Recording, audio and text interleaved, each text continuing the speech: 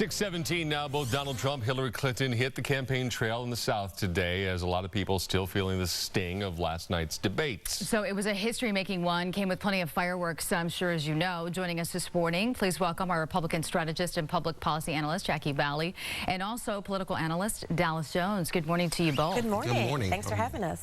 So some folks all over social media talking about how Hillary Clinton looked well prepared, poised. Donald Trump went around in circles, yet at the end of it all, both of them claimed victory. So, Sure. Jacquie, we'll start with you. Yeah, for Donald Trump supporters, the most important thing was him not to disqualify himself. He's going up against someone who's been a public figure for 30 years, and we all know Hillary Clinton is very strong on policy. And so he was head-to-head 90 minutes with someone of her stature, and so his supporters are just happy that he didn't make major gaffes, and he actually could stand head-to-head with her. I've seen many people say they thought he was presidential. I think this is a very good start, because remember, in '84, Ronald Reagan, in 2012, Barack Obama, both did very poorly, but we know how those elections turned out.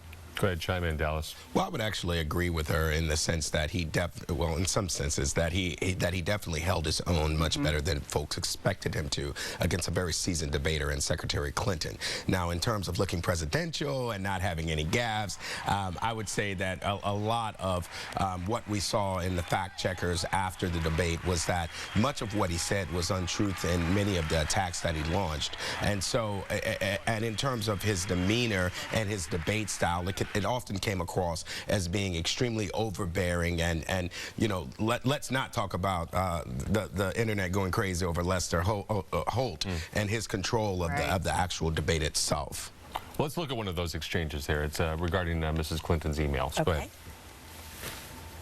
I made a mistake using a private email. That's for sure. And if I had to do it over again, I would obviously do it differently. But I'm not going to make any excuses. It was a mistake, and I take responsibility for that. Mr. Trump? That was more than a mistake. That was done purposely. Okay, that was not a mistake. That was done purposely. When you have your staff taking the Fifth Amendment, taking the Fifth, so they're not prosecuted. When you have the man that set up the illegal server taking the Fifth, I think it's disgraceful. And believe me, this country thinks it's disgraceful. It really thinks it's disgraceful also. Dallas, obviously she owned up to this whole thing. Do you think that that showed any weakness? Not at all. I mean, she didn't have a choice but to own up to it. The whole country has been watching what's going on with her emails.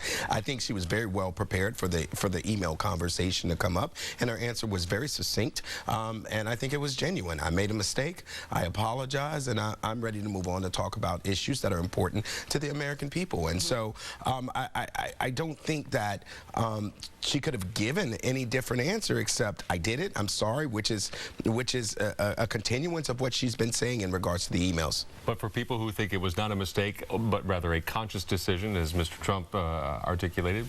It shows her judgment, poor judgment, and as the FBI director said, and all other directors in the administration, they've said they called her careless, incompetent, so it just proved the case of her questioning her judgment, which is what Donald Trump has been doing. But most importantly, she has a very high untrustworthy factor, and that again comes into play with that response. Obviously, we heard about the birther issue as well, so let's listen to that in case you missed it.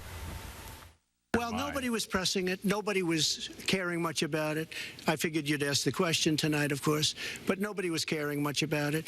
But I was the one that got him to produce the birth certificate, and I think I did a good job. Well, just listen to what you heard. And clearly, as Donald just admitted, he knew he was going to stand on this debate stage and Lester Holt was going to be asking us questions, so he tried to put the whole racist birther lie to bed. But it can't be dismissed that easily. Is this an issue that we need to talk about? It regards President Obama. He's not running for election, and this doesn't decide. Poll after poll after poll have shown that the most of the voters do not really care about this. They care about the economy. They care about how we're going to fight ISIS. They care about more substantive issues. The fact that we keep bringing this up over and over again, I think actually Donald Trump is correct whenever he reminded us how this rumor started to begin with, which was from her camp back in 2008. It was really a good chance for him to play, and for the Fox News of the world to play various videos of her key advisors and staffers questioning our current president. But again, at the ending of the day, do a majority of voters care about the birther issue? No.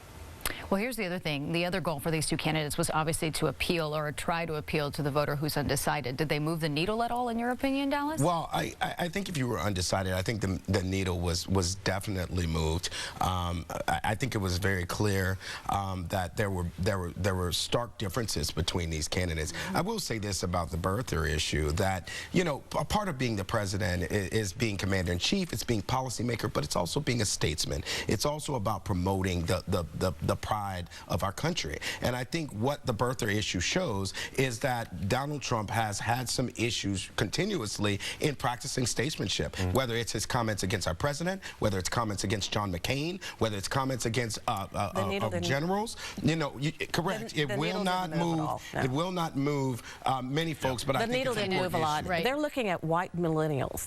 That's the group of voters who they need to grab. It's a small group in the middle. White millennials were not moved during that debate last night. We could talk about this for a while. All morning. Unfortunately, our clock is winding down right now. Dallas Jones, Jacquie Baly, thank you. We appreciate it. Thanks for coming. Thanks for having us. Thank you. We'll be right back.